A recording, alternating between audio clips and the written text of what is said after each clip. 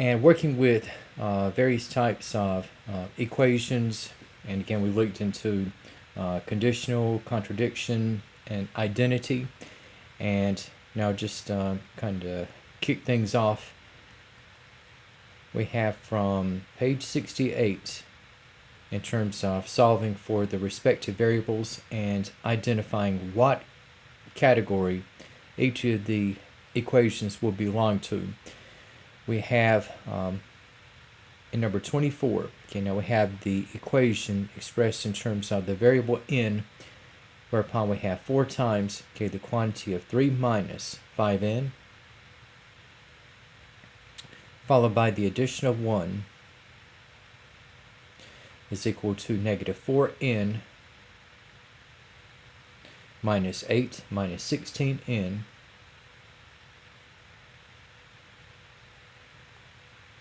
and looking at solving for n, so we have on the left, okay, we have a distribution to perform, and for 4 over the difference between 3 and 5n, we're going to arrive at 12 minus 20n, and then we have followed by the addition of 1, and then we have to the right we have a negative 4n and a negative 16n, and if we combine the variable terms, we're going to have negative 20n minus 8, and we have again to the left, so we have 12 and 1, so this will be 13 minus 20n equals negative 20n minus 8. Alright, so after the distributing and combining like terms on the respective sides, okay, we have like terms on opposite ends, for we have constants with 13 and negative 8, and in the letter n we have negative 20n to the left and to the right.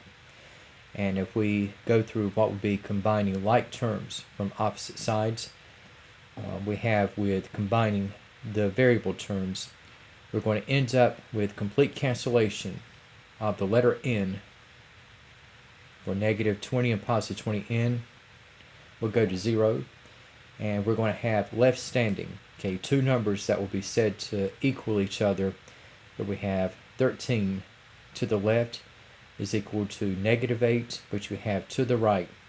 And notice that there is nothing we can do with n, since the n terms completely cancel out.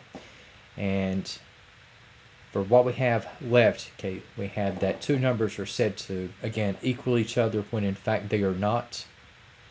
And there's nothing we can do to rectify the situation.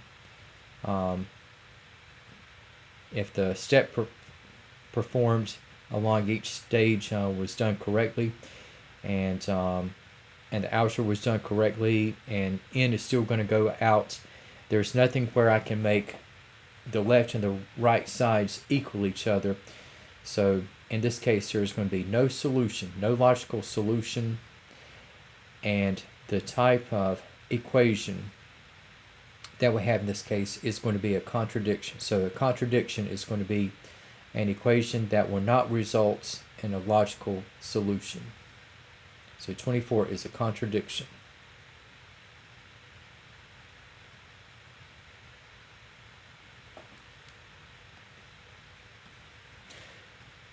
Now for what we have in the case of number 26, and for this one case, so we're going from the letter n to solving for the letter x. And in the case of 26, okay, so we got negative 5 plus 3x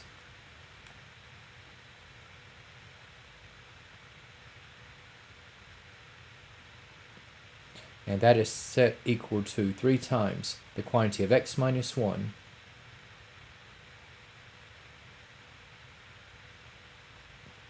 and we have followed by the subtraction of 2. And looking at working with the terms. Now to the left we have negative 5 and 3x are unlike terms. And to the right now we have a distribution to perform. So 3 over the quantity of x minus 1, Okay, this becomes 3x minus 3. And we have followed by the subtraction of 2. Okay. And at the next stage, so we still have the terms on the left-hand side. These are already in reduced form, so negative 5 and 3x, those cannot combine to a single term. And to be able to do anything with those, we're kind of waiting for the right-hand side to resolve its issues. Okay, so we got 3x, and we have, with combining negative 3 and negative 2, this will be a negative 5. And now we have like terms on opposite sides.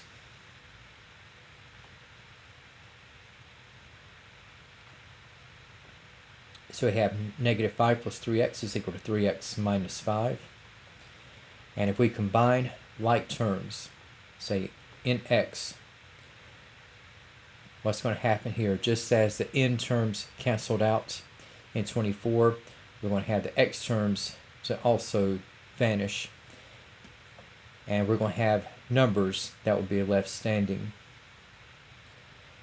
Now we have a different situation. Now before we had unequal numbers said to equal each other in number 24, and in 26 we actually do have equal numbers. So negative 5 is equal to negative 5. That is a true statement. And in the case of x, now the x terms went out completely. But in terms of solutions, we're going to have an infinite number of those, because regardless of what you have for x, whether it is 0, a positive, or a negative, both sides are always going to equal each other. So for the solution in x, you can say we have the set of all real numbers. And symbolically, you can have, say, the capital R, or in interval terms, so we have going between negative and positive infinity. And if you have an infinite number of solutions where the solution is going to be the set of all real numbers, then the type of equation we have here is going to be an identity.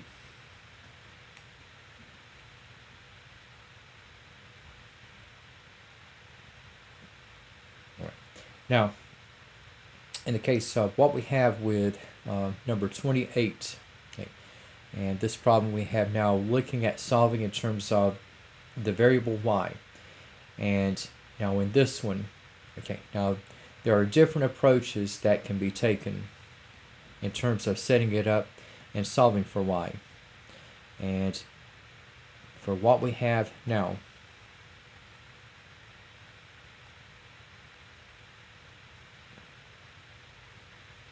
okay, if you notice, you have a couple of fractions as coefficients, okay, whereupon we have 2/3 of y minus 5 is equal to 1/6 of y minus 4. Now you can keep the fractions and go ahead and combine the y terms and move the negative 5 over, and then just solve in that way. But you can also take care of the fractions, like if I want whole numbers alongside the y terms or the y variables. We can just treat all the terms, multiply every one of them by the least common denominator. So the smallest number that both denominator values 3 and 6 will go into, okay, that will be 6. And if we just multiply everything in the equation by the least common denominator value of 6,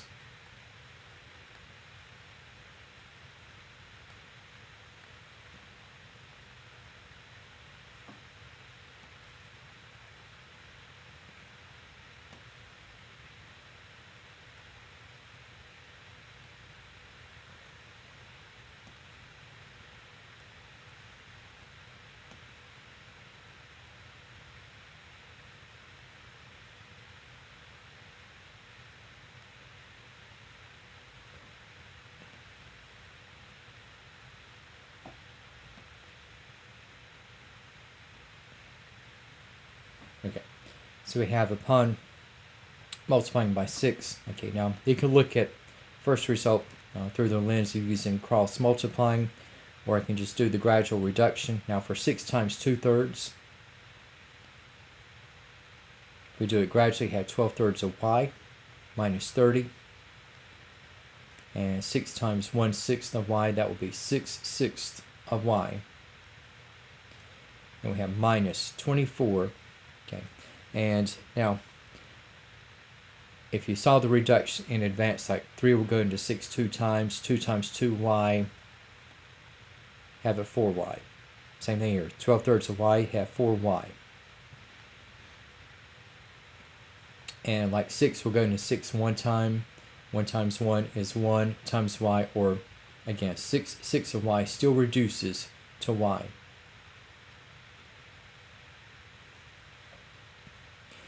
And once again, we're going to have like terms on opposite sides.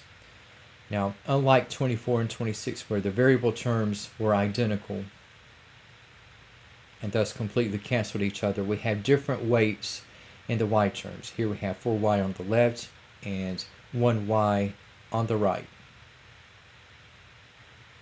So a bit of a different dynamic is going to be played out.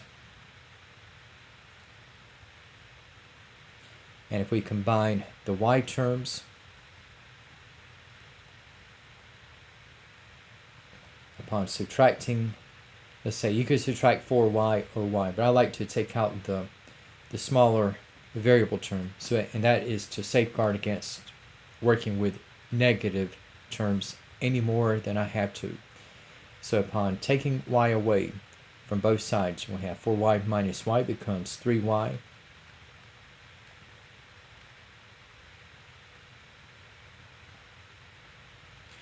And we have the 3y minus 30 is equal to negative 24.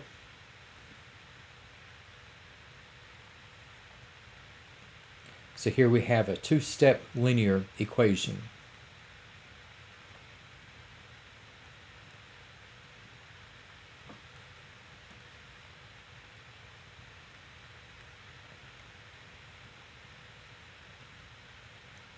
Okay, so if I add 30 to both ends, okay, so I'm going to have that 3y is equal to 6.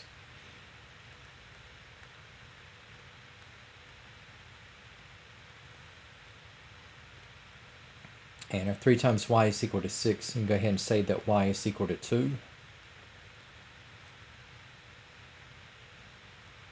For 3 will go into 6 2 times.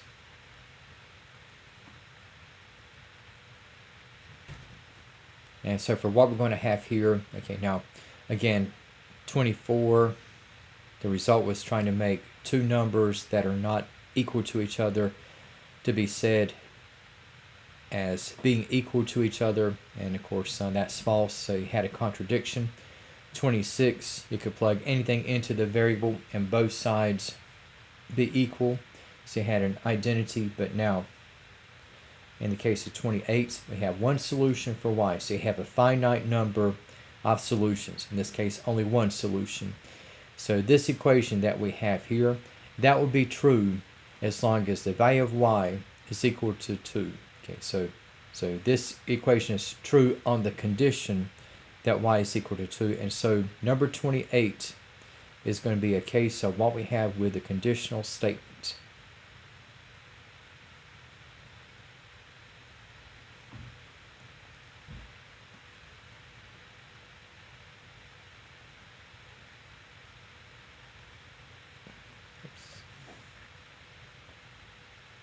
Okay, now for what we have moving along and taking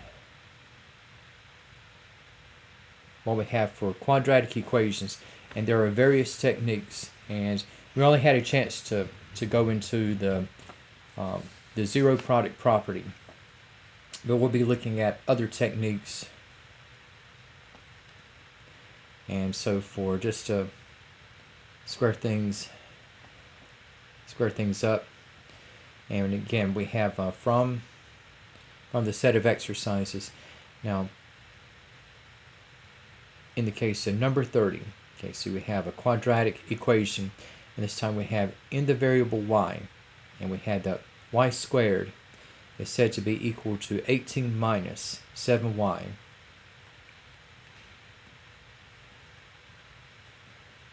Now,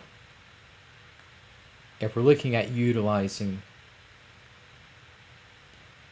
the zero product property, what I want to do here is to write this equation in standard form. So what I mean by this is just to have the second degree, first degree, and the non-negligible constant terms on one side and the other side to end up at 0. So if I set this equation to 0, so I'm going to take away 18 as well as add 7y.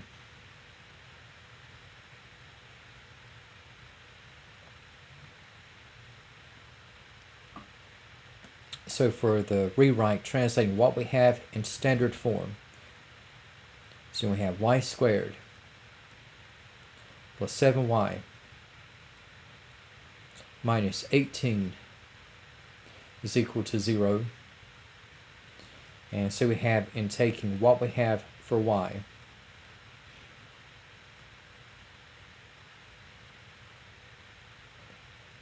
and we have a factorable trinomial expression. So y squared will go to y and y, and factors of negative 18 whose sum or difference will be on the positive side at 7. Okay, we're going to have more weight given to the adding than to the subtracting. So in this case, we're going to have y plus 9 as well as y minus 2. And we have with the zero product property, if we take each of the factors and set equal to 0, okay, so if y plus 9 is 0, okay, we'll have that y is equal to negative 9. And if y minus 2 is equal to 0, so we're going to have that y is equal to 2. And I can go back and check the results. So if y is at negative 9, square root of negative 9 is 81. Negative 7 times negative 9 is a positive 63. And if I add to 18, I have 81 as well. Now for y equal to 2, 2 squared is 4. And then negative 7 times 2 is negative 14. And taking away 14 from 18, okay, we have another 4. So negative 9 and 2 will check out. So 30, that's kind of like its own conditional in the sense that we have this equation is true as long as y is equal to negative 9 or positive 2.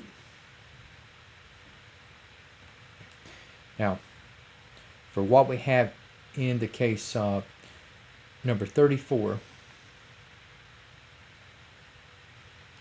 okay, and we have terms in the letter z.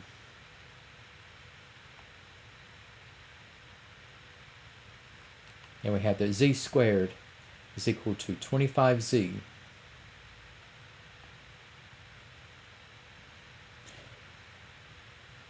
Okay, so I have z squared is equal to 25z. Okay, so for 34, and z squared equal to 25z, let me mention, I've seen some make a careless mistake where we got z terms on both sides, and I've seen the approach of dividing by z on both sides, but let me mention something here. Now we have what's going to be a polynomial set equal to 0 once we write this equation as a quadratic in standard form, but now with the highest degree or a higher degree we have in 0, we have at 2. So you have potentially up to 2 solutions.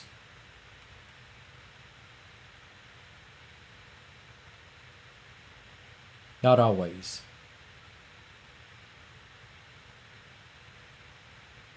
We have potentially 2 solutions. Okay, and I've seen some deny themselves, of the complete solution and have only 1/2 of the solution by doing something like dividing by z. Okay. But you're not going to do this. Instead, we're going to translate what we have here and put in standard form. So I'm going to take away 25z.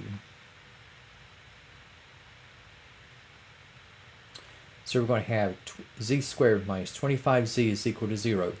Now this looks almost like a difference of squares, and it would be if I had z squared minus 25, but the z alongside the 25 kind of buffers that. So looking at what we have between the terms, we had the letter z, which is shared in common, and so factoring out z, we have z times the quantity z minus 25. And going back to the zero product property, setting each of the factors to 0. So we have from the z factor, well, right away z is equal to 0. And for z minus 25, okay, if z minus 25 is equal to 0, and I add 25 to both ends, where we're going to have the z is equal to 25. And now just going back, now 0 squared is 0, 25 times 0 is 0, so that is consistent. And 25 squared, that would be the same as 25 times 25. So there's potentially up to 2 solutions, and that did turn out to be the case. So we have with the numbers 0 and 25.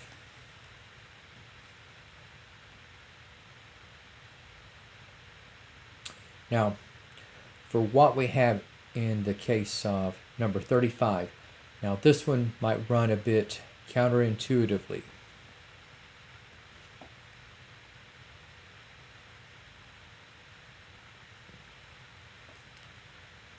Here we have two binomial expressions in the variable m, where we have the quantity of m plus 4 times that of m minus 5 is equal to negative 8. And there might be the temptation, okay, to set each of these equal to negative 8. But let me mention, okay, now for what I have to the right, okay, this value must be 0 to utilize the zero product property.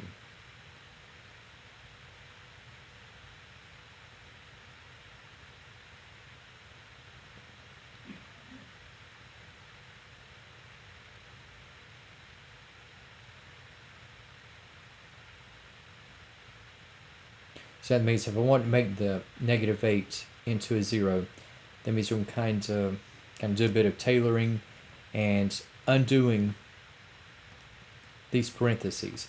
So I'm going to be looking at foiling out m plus 4 as well as m minus 5. It does have a bit of a feel of going around your elbow to get to your thumb, so to speak.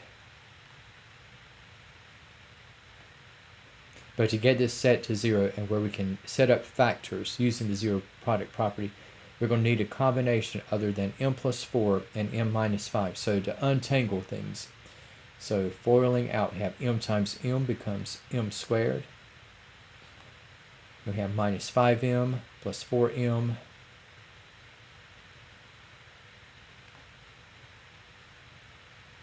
Four times negative 5 is negative 20. And we have is equal to negative 8. And if I were to add 8 to both sides, okay, so we're going to have the m squared minus m minus 12 is equal to 0. Now we have an expression set equal to 0, and that expression is factorable. So from m squared, we have m times m, factors of negative 12 whose sum or difference will be negative 1. Okay, so we have more weight given to the subtraction than to the addition.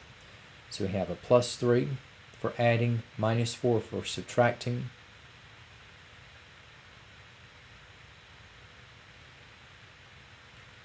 And with 0 on the right, I can now perform the zero product property process. So with m plus 3 equal to 0, and we have that m is equal to negative 3. For m minus 4 equal to 0, and we have that m is equal to 4. And I can go back and check. Okay, so I have negative 3 for m. Negative 3 plus 4 is positive 1. Negative 3 minus 5 is negative 8. And 1 times negative 8 is minus 8. For 4, 4 plus 4 is 8. 4 minus 5 is negative 1. 8 times negative 1 comes out to negative 8. So these consistently check out. So m has two solutions. at the lower end where we have -3, and at the upper at 4.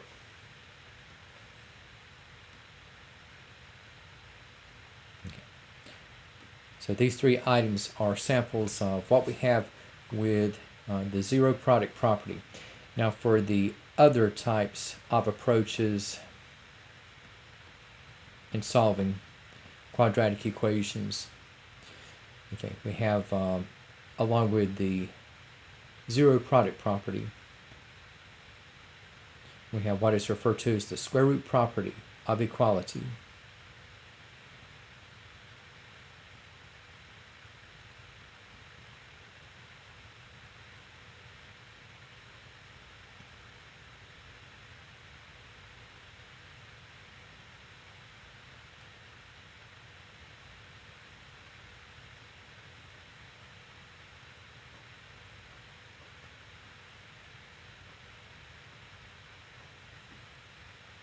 And in the case of the square root property of equality, and this is going to state, and again, this is a different approach from taking what we have with the zero product property. And say if you have the square of an expression set equal to a value, say like they have x squared is equal to p.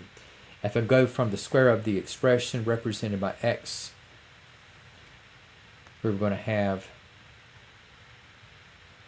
going out to first order. In this case, say we have first order in x, we have just x, and that's going to be equal to plus or minus the square roots of p. And drawing separately, so we have the square root of p as well as its additive inverse, where we have the negative of the square root of p. And let's say that, just kind of taking what we have among examples.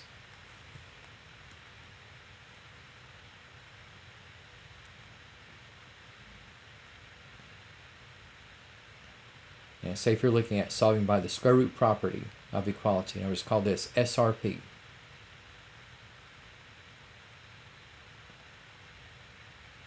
And say we have like x squared is equal to 4. Okay, so you're solving for x, and we have x squared is equal to 4.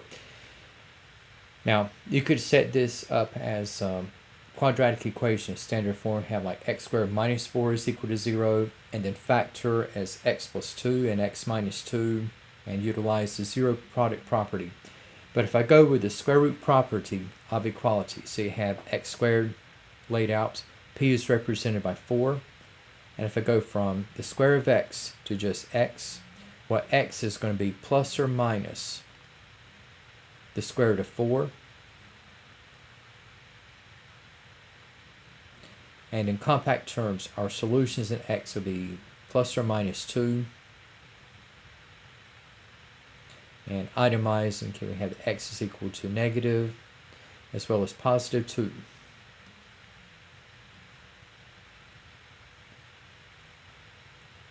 Right. And now, let's say that if we have more than just the square of a single term, and we'll say that we have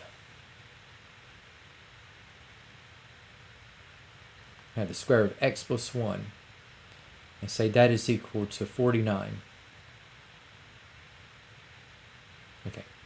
All right, so you have x squared represented by the square of x plus 1. Now, if I were to go from this stage to that one, so if I go from the square of x plus 1 to just plain x plus 1,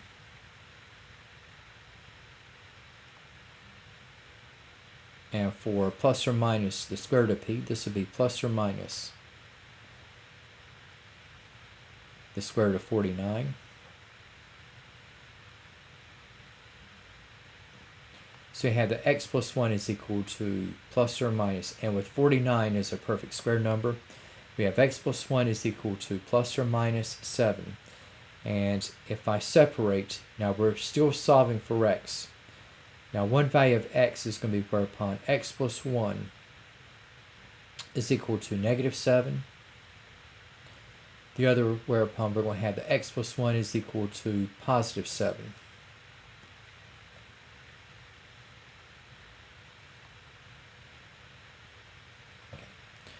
So for x plus 1 equal to negative 7, if I take 1 away, we're going to have that x is equal to negative 8. If on the other hand we have x plus 1 is equal to 7, we're going to have that x is equal to 6. And you can go back and check. Now we have negative 8 plus 1 is negative 7. The square of negative 7 comes out to 49. As for 6, 6 plus 1 is 7, and 7 squared is equal to 49. So both of these apparent solutions do check out.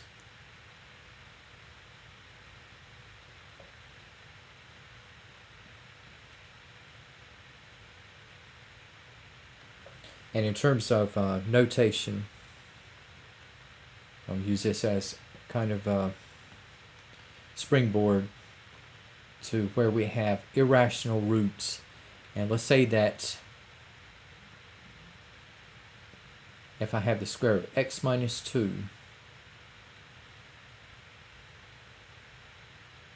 is equal to 15. Okay, and so we're going to have, in this particular situation, so we have, again, just like at this stage you had the presentation, you have like x squared is equal to p. And if I go from x squared to x,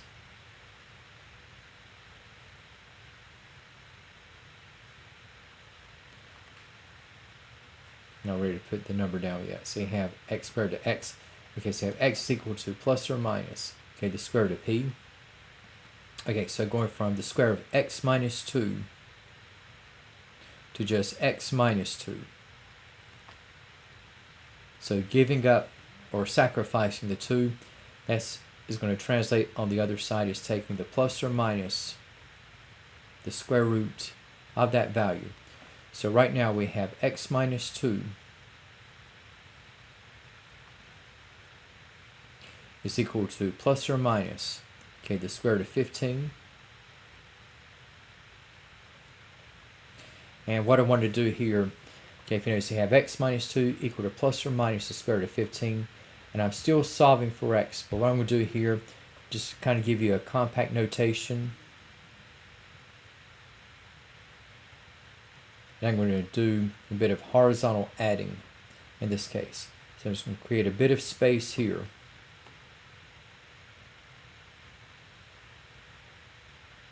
We're going to have the plus or minus the square root of 15 to follow the constant that is added or subtracted. Now for x minus 2, if I translate this to just x, I'm going to add 2 to both sides.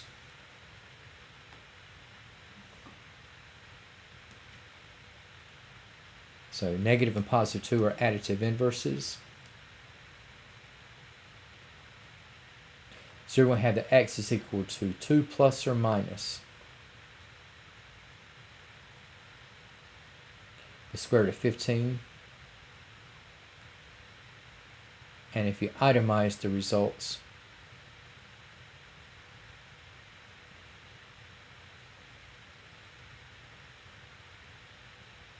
so you have x equal to 2 plus as well as 2 minus the square root of 15.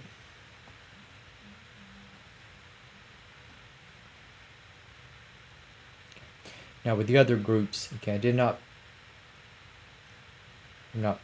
put this up yet, but if you have, let's say, the square root property of equality, I'm just going to go back to x. Well, let's say if you have something like x squared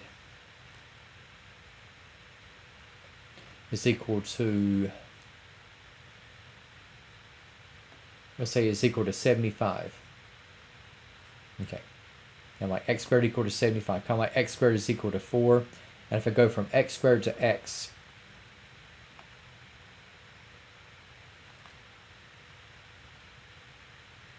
so x would be plus or minus, okay, the square root of 75. Now, 75 is not a perfect square number, just like 4 from earlier. But it is one of those radicals that can be reduced, okay, unlike what we had a moment ago with 15. Now, what I mean by radical reduction, now we have for the square roots of 75. Okay, like you have with your perfect squares.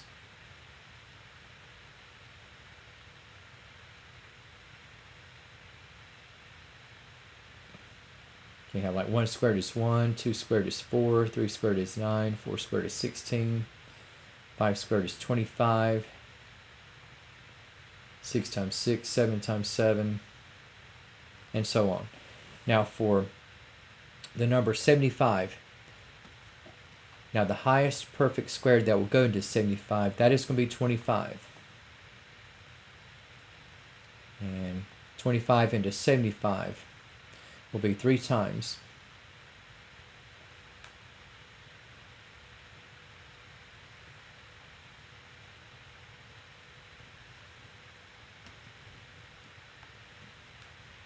So in taking what we have now, so square root of 75, we have square root of 25 times the square root of 3. Square root of 25 is 5, and we have times the square root of 3.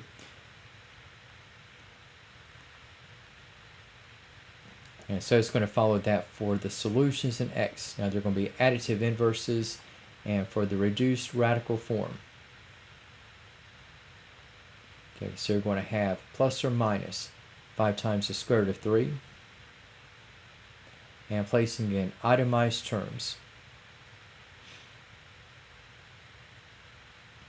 So you have 5 times the square root of 3, as well as the negative of 5 times the square root of 3.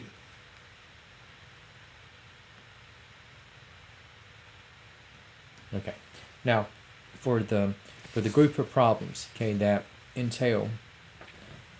will entail, okay, what we have for the square root property, and we have from number 40, and we have in this setup. Okay, so you have 6v squared minus 30 is equal to 0. Okay, now in terms of the approach, now you could divide the whole equation by 6, or you can factor out 6 and then just work with v squared from then on, and just ignore the 6, since 6 is not doing anything for us in terms of v thereafter. But what we can do as well is that we can separate the 6v squared and the 30. And if we go with this route,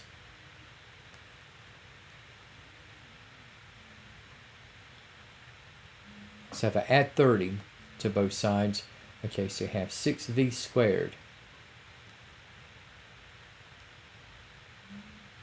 is equal to 30.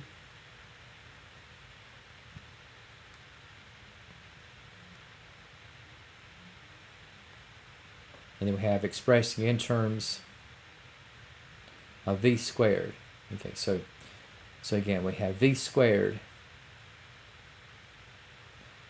is equal to 5. Okay, so again, with what we have in the square root property of equality, okay, so x squared equals p is represented by v squared is equal to 5. So if I go from v squared to v, we're going to have, and with 5 representing p, we're going to have that v is equal to plus or minus, okay, the square root of 5.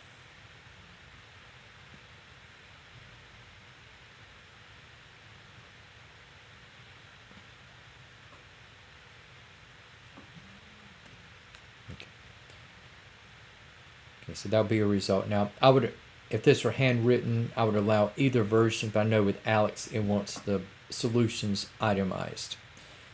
Now, for what we have in the case of 41,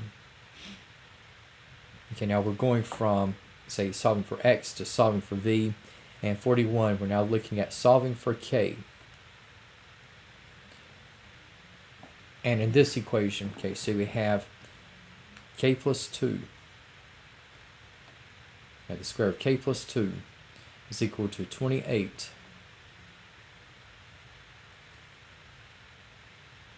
Again, so we have here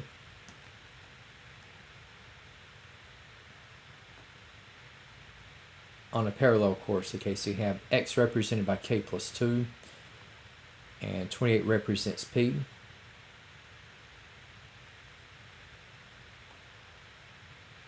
So I have x equal to plus or minus, okay, the square root of p. Okay, so if I go from the square of k plus 2 to just k plus 2,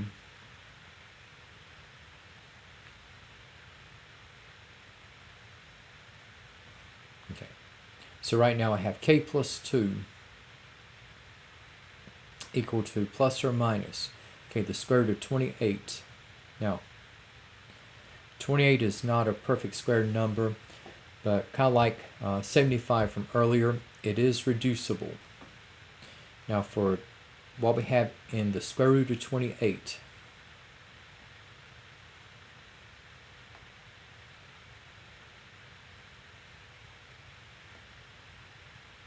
for the square root of 28, okay, so we have, now the highest perfect square number that will go into 28, that is going to be at 4.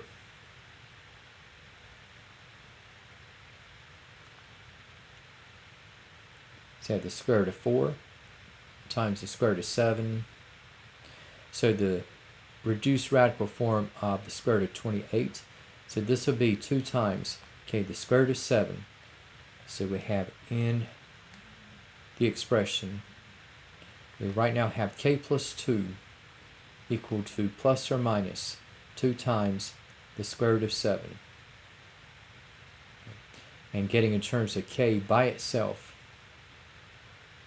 okay, so I have k plus 2, and just taking a similar approach.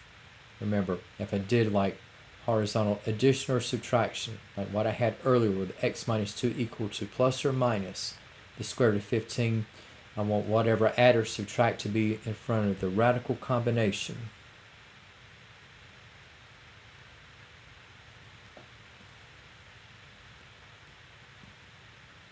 So right now we got k plus 2, and here undoing the present, so 2, I'm going to take away 2. So applying negative 2 to both sides,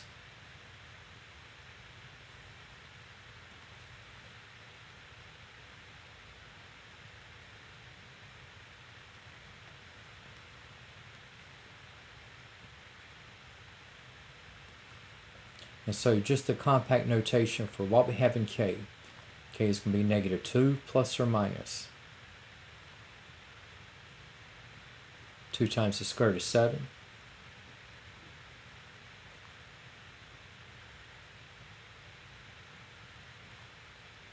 And just itemizing, so we have at the upper end, we have k to be negative 2 plus 2 times the square root of 7.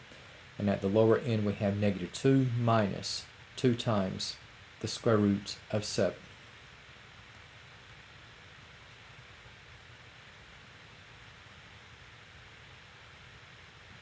Okay, all right. So for many quadratic equations, okay, the zero product property as well as the square root property of equality are viable options.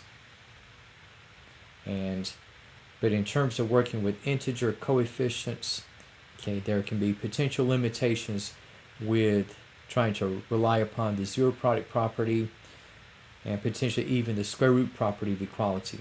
Now, and we have just for the next phase, again, we have in standard form.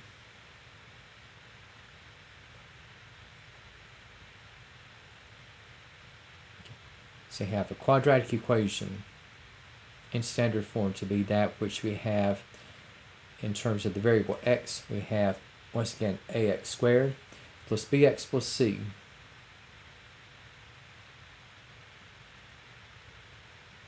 is equal to 0, whereupon a is a non-zero constant. And again, quadratic refers to second order, as in second order in x, and if a were 0, again, we would not have a squared term in x. Now the derivation of this would be a long process, but in terms of solving for x from the standard form of the quadratic equation, the outcomes would be what you would have in the development of the quadratic formula.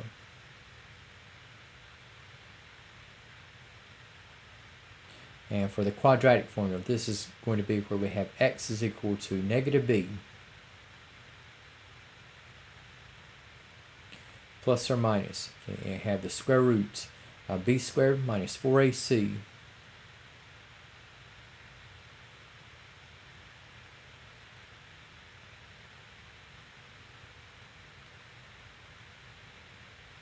we have all over 2a. Again, so we have for a, okay, again, you have a non-zero valued constant. And now, in the case of what we have with the quadratic formula, and just kind of give you a couple of cases here.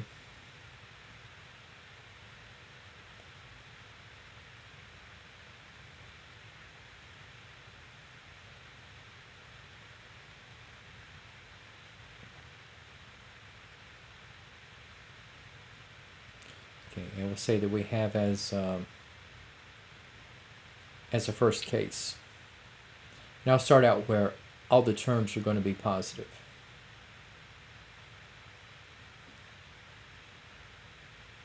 And we will say that we have 2x squared plus 7x plus 1 is equal to 0.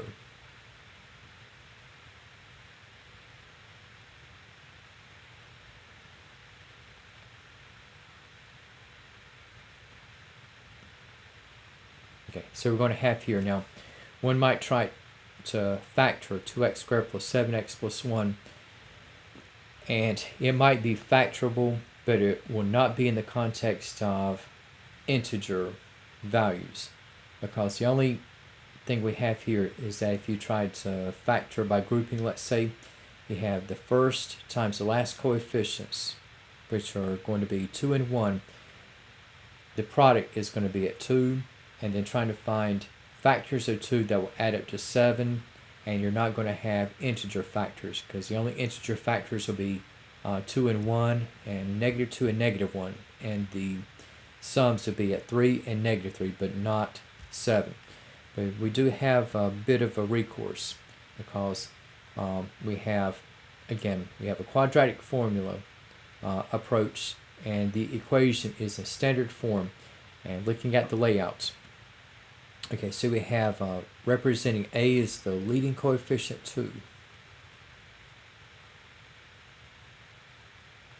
and bx we have represented by 7x. Okay, so we have that b is equal to 7, and plus c. Okay, so we have that c is equal to 1. And you can use the quadratic formula regardless of whether the trinomial is factorable or not. Now, for what we have in the case of the quadratic formula, so we're going to start out with substitution into those numbers representing a, b, and c.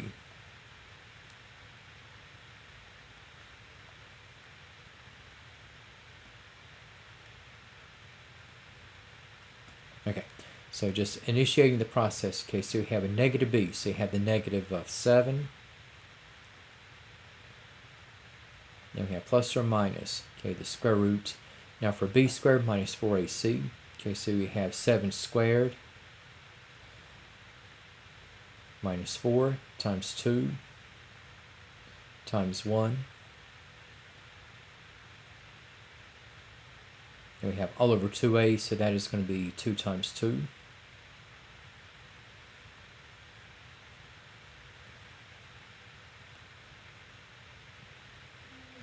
And we have negative 7 plus or minus. Now for 7 squared is 49. And for negative 4ac, so we have negative 4 times 2 is negative 8. Negative 8 times 1 is, again, minus 8. And 2a, we have it 2 times 2, which is going to be 4. And so for what we're going to have, we're going to have it negative 7 plus or minus, okay, the square root of 41 all over 4.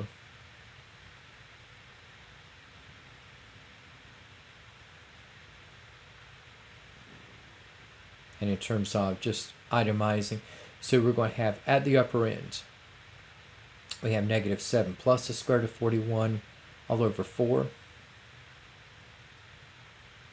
as well as negative 7 minus the square root of 41 also over 4.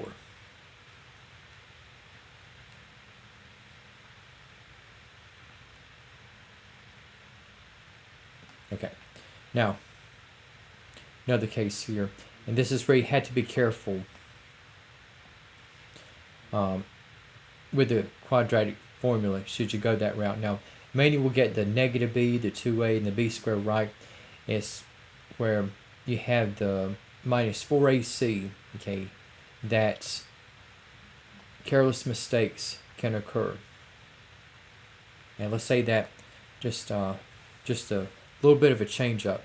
If I have, let's say, and it's almost the exact same equation, but this time I have 2x squared minus 7x plus 1 is equal to 0. Okay, so we have a little bit of history to repeat. Now we have for a, okay, so once again we have that a is going to be equal to 2.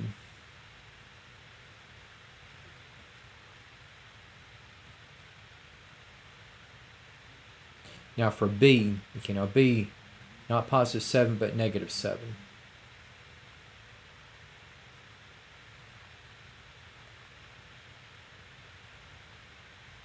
And we have that c is equal to 1.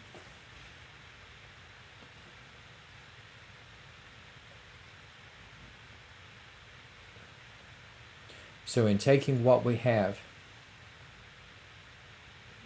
for x, okay, so we have with negative b,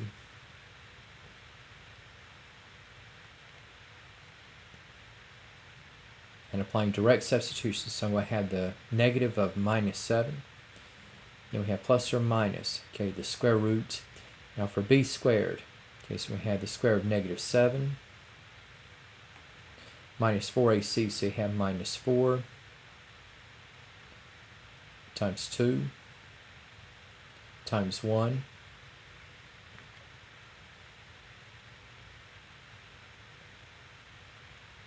again we have all over 2a, so that's going to be 2 times 2.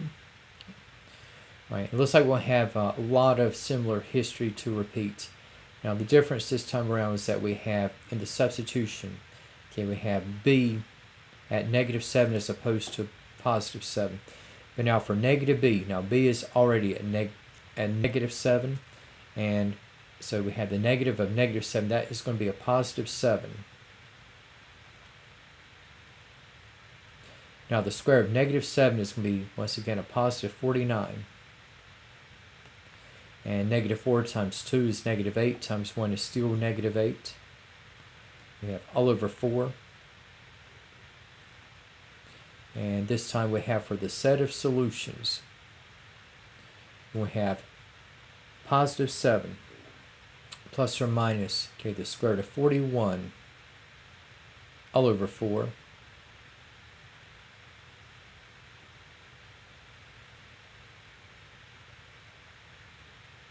And again, if you itemize, so you have 7 plus the square root of 41 over 4, and 7 minus the square root of 41 also over 4.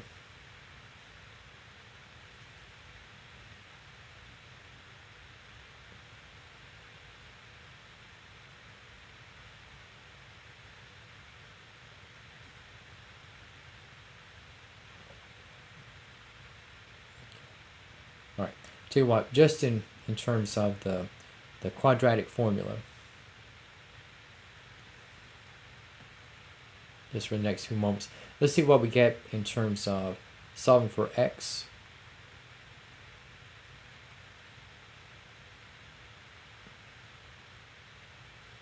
Where we have 2x squared minus 9x minus 1 is equal to 0. And this is a trinomial that cannot be factored into integer terms. So let's see what we get for x from 2x squared minus 9x minus 1 is equal to 0. All right, For this equation, for 2x squared minus 9x minus 1 is equal to 0, again, this is another trinomial that we cannot factor in terms of integer coefficients exclusively. And if we go with the quadratic formula pathway, so again we have a is going to be represented by 2.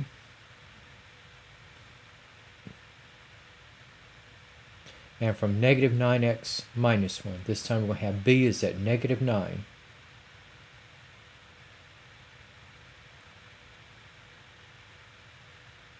And c is going to be at negative 1.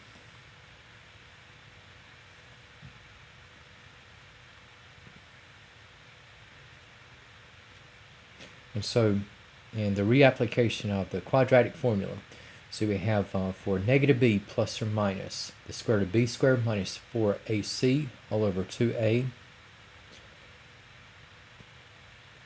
So for negative b, we're going to have the opposite sign of negative 9 plus or minus. Okay, we have the square root.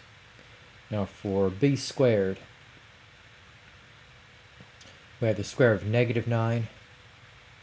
Okay, now again for the minus 4ac part, okay, had to be careful. So you got minus 4 times a, which is 2, times c, which is now going to be negative 1.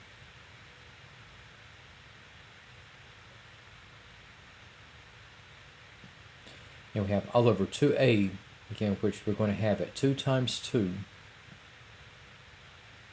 Now after the substituting, okay, so you have negative b, so you have the opposite sign of negative 9, so this will be a positive 9.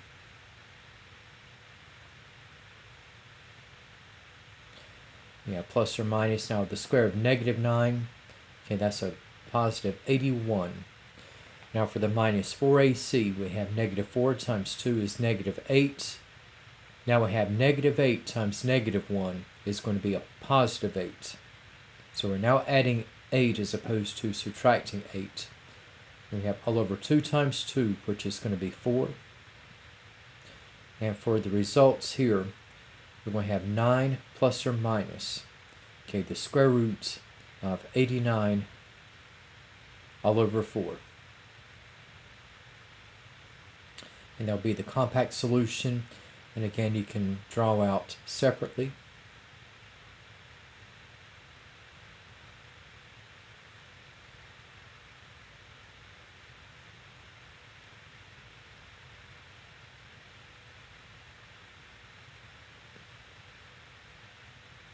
Itemizing, okay, so we have on the upper end we have 9 plus the square root of 89 all over 4, and at the lower end we have 9 minus the square root of 89 over 4. Regarding, let's see, in number 64, and that was the remaining problem in the set, and this is where we have, again, the reapplication of the quadratic formula. And this one, a little bit tricky. We have, instead of x, we have the letter n to solve for. And we got n squared plus 8n is equal to negative 3. Okay, now, in order to use the quadratic formula, okay, I want to put this expression in terms of the standard form. So I'm going to set this equation to 0. So I'm just going to add the 3 and just put this over to the left. So we have n squared plus 8n plus 3 is equal to 0. Okay, so we got with n squared, again, that's like saying we have 1n squared.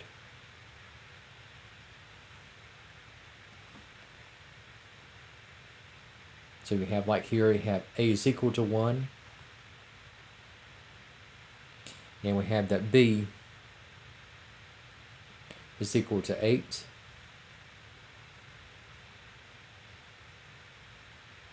And we also have that c is equal to 3. Okay, so a is equal to 1. Just like n squared is like 1n squared. Not the degree of the first expression, but just the coefficient. So n squared, same as 1n squared, so you have a is at 1. Again, 8n was positive, so b is at 8. And again, adjusting to the standard form. We added 3, so the constant c is equal to 3. Now, in terms of the quadratic formula, okay, so we're now looking at solving for n. Okay. So we're not solving for x, but we're still going upon the same premises.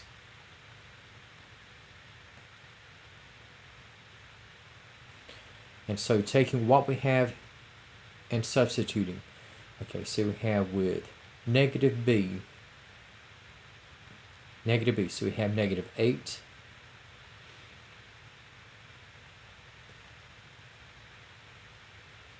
We have plus or minus the square root. Now b squared.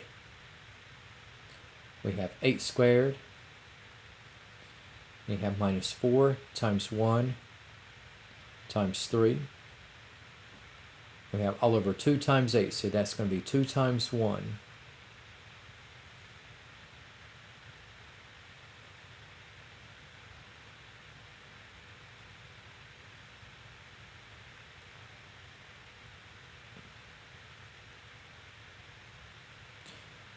Now, again, 2 times 1 is going to be 2. Now, for the activity that we have going on, okay, so 8 squared, okay, that part is 64. Okay, negative 4, okay, so you have working from left to right, so you have negative 4 times 1 is negative 4 times 3, okay, so we're going to have a negative 12.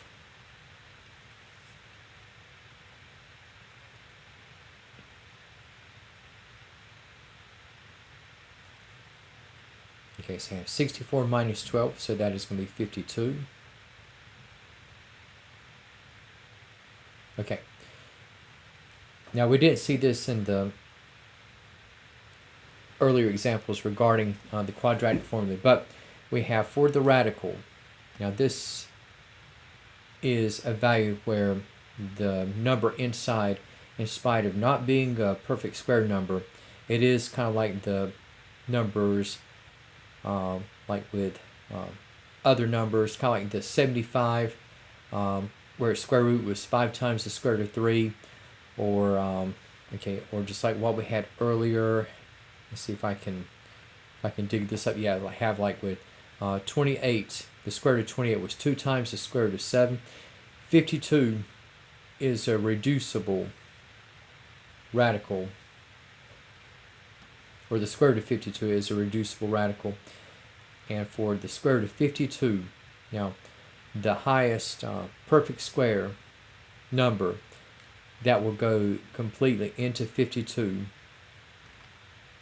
okay, that is going to be at 4.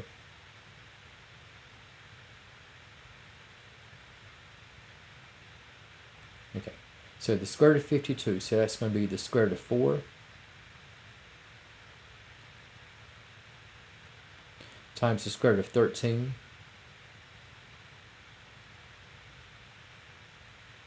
Okay, so that is going to be 2 times, okay, the square root of 13. So just transporting.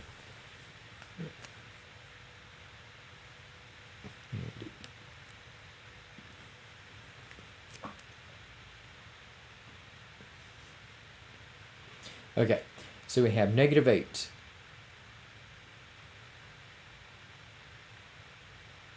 Plus or minus. Now the square root of 52 again is going to be 2 times, okay, the square root of 13. And we have all over 2. Okay, so this is what we have for n so far. Now we have, if you notice, you have even numbers with negative 8 and 2 in front of the square root of 13, as well as 2 on the bottom. And there are various ways that you can reduce. And say if I just split up, say I have negative 8 over 2 plus or minus 2 times the square root of 13, also over 2.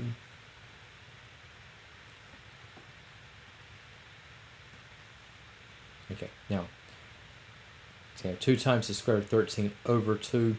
That part is reducible. And we have a negative 8 over 2. That will be a negative 4. Plus or minus. And again, 2 times the square root of 13 over 2. The 2's will cancel out. So you have negative 4 plus or minus the square root of 13.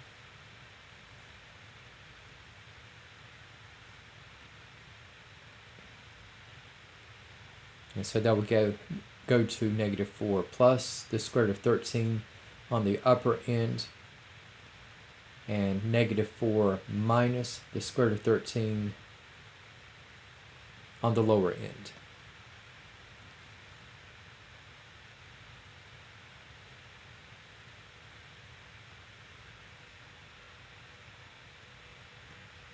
Okay, so we're kind of adding a little muscle, so to speak, because we're going from one stage to the next, and sometimes it might doing the problems in reverse sequence. Now we have for number 6, we have 1/3 of x squared minus 7/6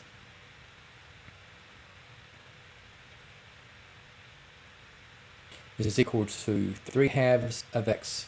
Now, if you were to rewrite the terms like 1/3 of x squared minus 3/2 of x minus 7/6 is equal to 0, that's one way that you could present the quadratic equation in standard form.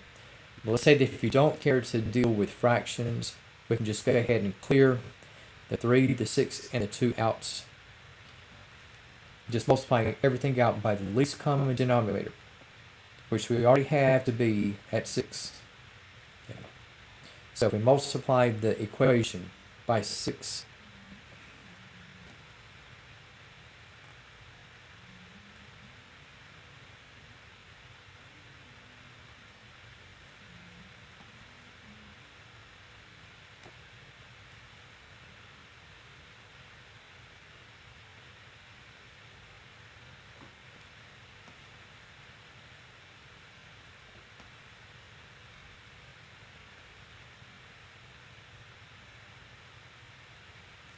okay, you can look at just cross multiplication perspective or just the gradual reduction.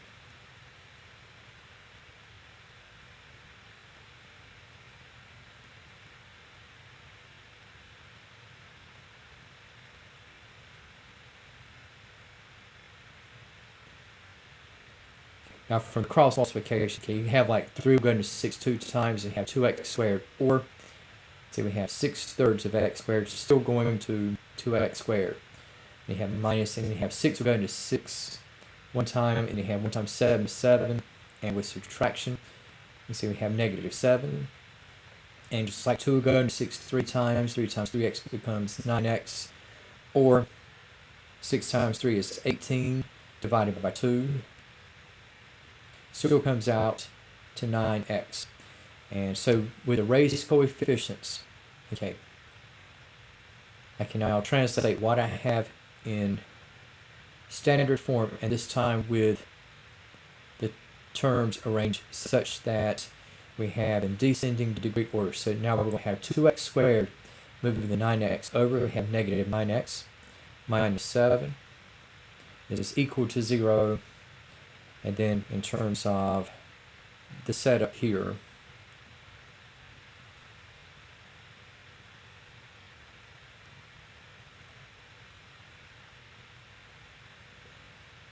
and again, you could try using factoring by grouping, but there will be no combination in integers such you will have 2x times x and then plus or minus factors of negative 7, whose that's going to lead it up to where the sum of the outside and the inside products will come out to negative 9x. Okay, so at least not in terms of integers. So if we go with the quadratic formula this time around, and now solving for the variable x,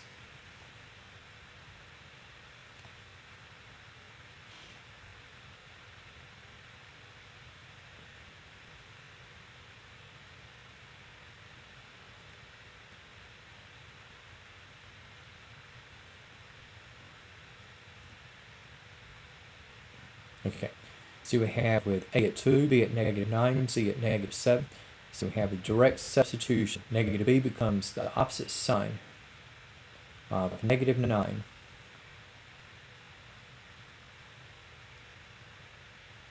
Plus or minus the square root, now b squared. So this would be the square of negative 9. And for minus 4ac, so you have minus 4 times 2 times negative 7. And we have all over 2a, so this will be all over 2 times 2.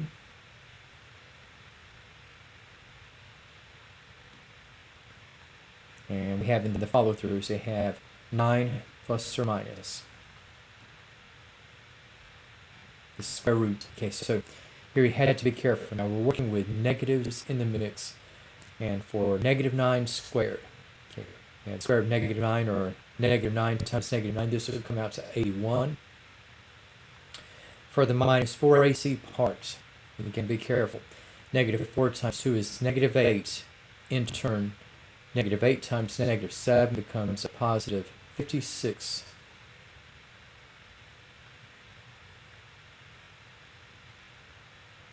And 2 times 2 is going to be 4.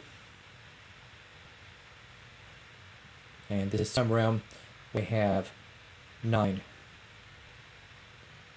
plus or minus, and we have the square root of 137. Now, 137 is going to be a rather high prime number. So, 137 as a radical.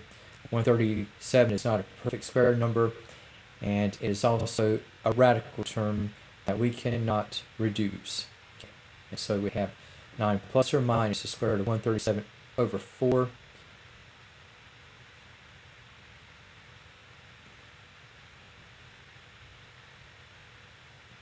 And if you itemize, so we have 9 plus as well as 9 minus.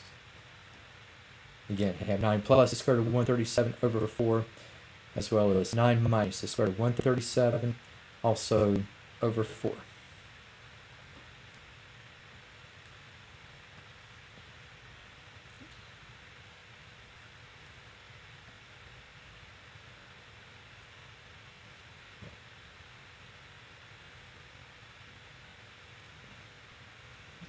All right, so just looking at what we have in sort of the next go around, and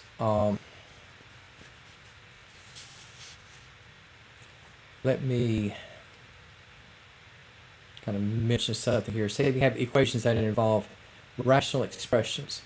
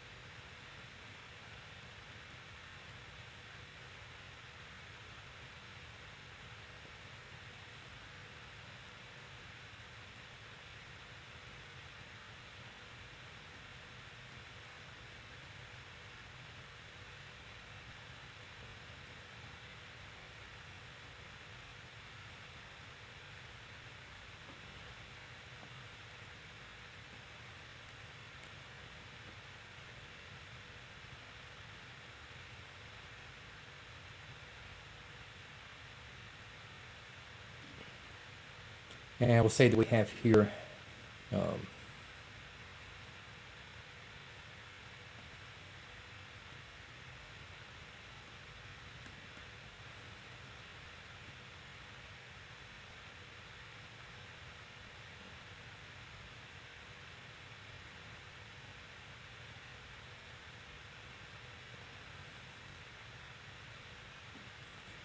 and let's see.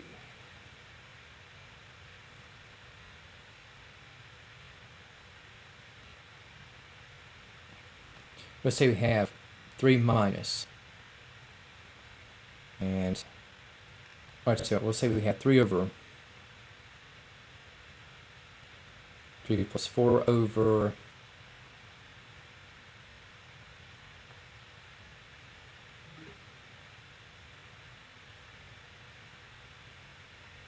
so we have 3 plus 4 over x plus 1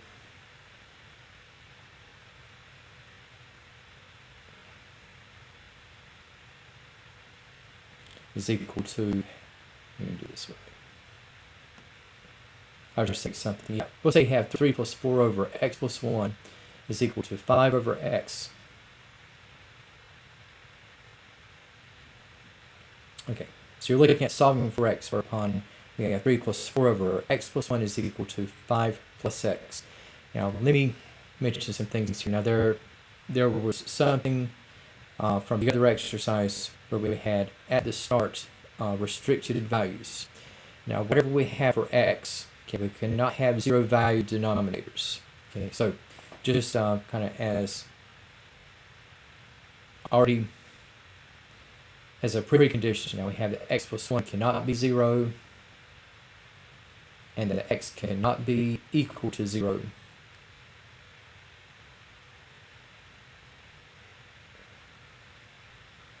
So we have here, so we got the restrictions.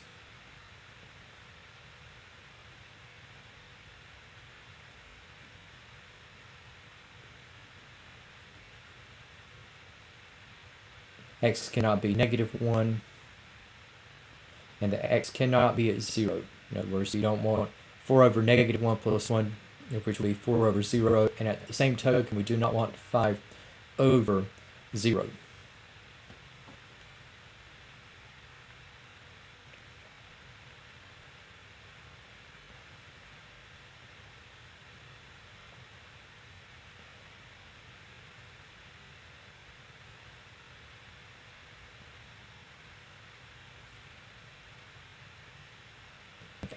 Now for what we have here, we can clear out the fractions with the least common denominator. Okay. Least common denominator, we're going to have the product of x and x plus 1. And in setting up, okay, what we have here, if we multiply all the terms out by x and x plus 1, so we have, just for starters, now we already have 3, we have times x, times the quantity of x plus 1.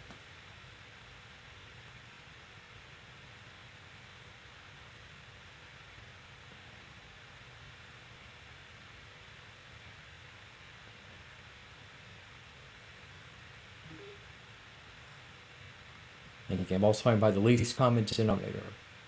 Okay, if you notice, okay, now we're not writing all the fractions in terms of least common denominator. We're going to clear out the denominators, because we're dealing with an equation as opposed to combining fractions or terms together.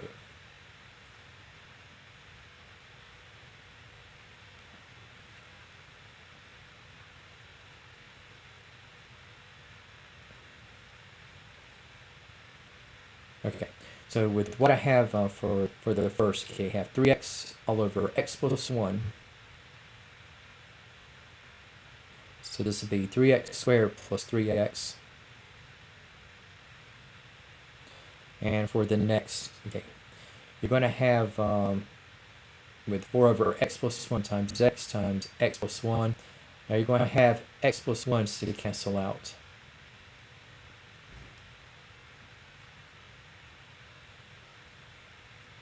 So you have plus 4x. And for 5 over x times the quantity of x plus 1. Now we're going to have x's are going to cancel out, but we still have 5 times the quantity of x plus 1. And working with what we have now, so you got 3x squared, 3x plus 4x, okay, so this will become 7x.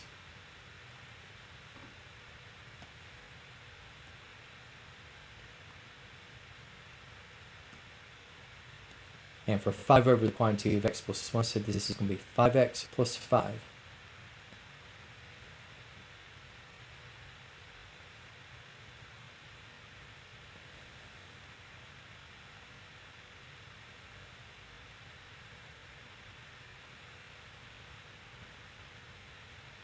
just going to write this again. I'm going to set this up as a quadratic equation that is in standard form. So I'm going to move the 5x as well as the 5. I'm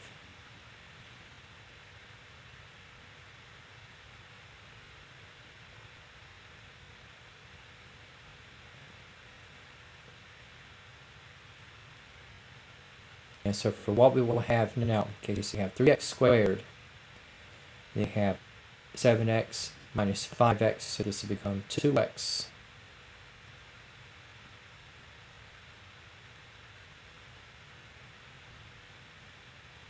Okay, now we've got 3x squared plus 2x minus 5 is equal to 0. Now I'm going to sort of bypass the factoring by grouping, but just in terms of factoring. Now for 3x squared, this is going to go to 3x and x. And for what we're going to have here for factors that we're going to have to be present. Okay, so we got in this one, so it looks like the way this is going to turn out. I'll do it. Do have just enough time on this in case you have 3x squared plus 2x minus 5. If I factor by grouping,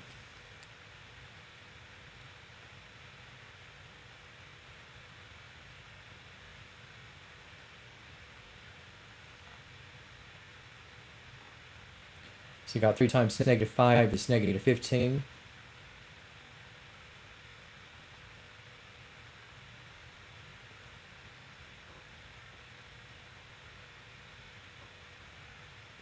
Now looking for factors of negative 15 whose sum will be at positive 2, but right now it had 3 and negative 5.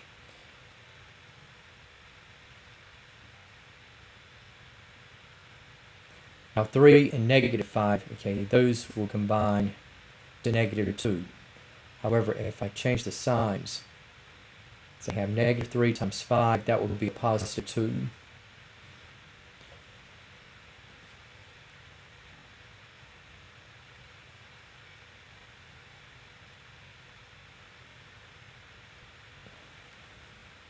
And we have upon splitting up,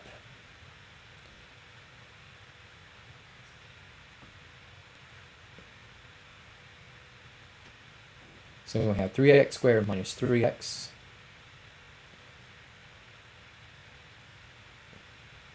plus 5x minus 5. And we have with grouping first 2 terms and the last 2 terms.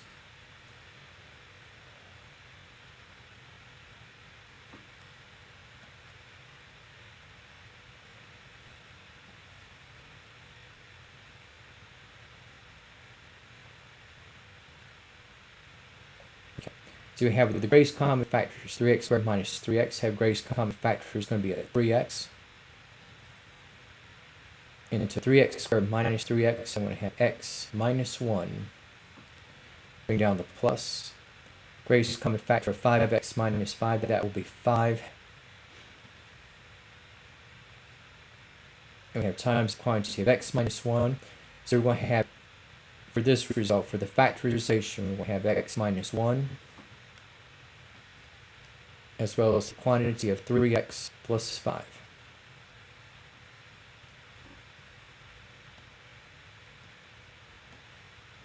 Okay, so this is what we have here. So for the factorization, just carrying over, so you have 3x plus 5, and the quantity of x minus 1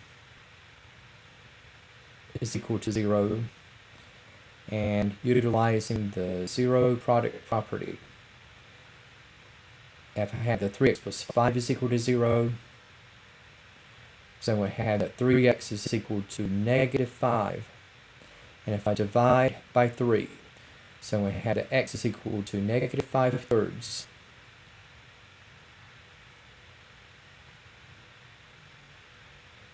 And we have with x minus 1 equal to 0. Now we're going to have an apparent solution with x equal to 1, and the preconditions have to be that x cannot be negative 1 or 0, and so these will check out. So we have x at negative 5/3, and also positive 1. Okay, and now there's another part which would be in the case of proportions. We just say for next time. It's going to be looking into number 69, and we have with numbers 68, 74, and numbers 80 through 82. All right. Now let this be our stopping point. If anybody has questions, I'll stick around for the next few moments